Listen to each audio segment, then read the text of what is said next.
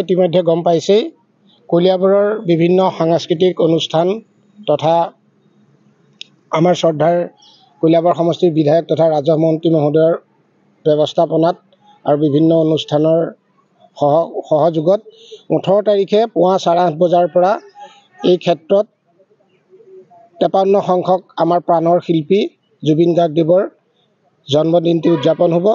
উক্ত জন্মদিনত প্ৰায় 5000 মহিলাই দিহানাম ইয়াত পৰিৱেশন কৰিব আৰু তাৰ লগে লগে বিভিন্ন অনুষ্ঠান ইয়াত অনুষ্ঠিত হ'ব।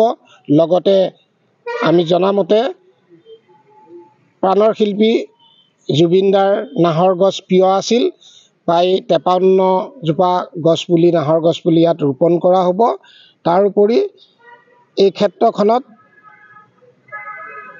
এখন জুবিন উদ্যান হিচাপে পৰিণত হ'ব বুলি আমি ইতিমধ্যে গম পাইছোঁ আৰু এই অনুষ্ঠানটোত সম্পূৰ্ণভাৱে উদ্যোগ লৈছে আমাৰ শ্ৰদ্ধাৰ মাননীয় বিধায়ক মহোদয় আৰু কলিয়াবৰৰ বিভিন্ন অনুষ্ঠান প্ৰতিষ্ঠানে ইয়াত সহযোগ কৰিছে। ধন্যবাদ।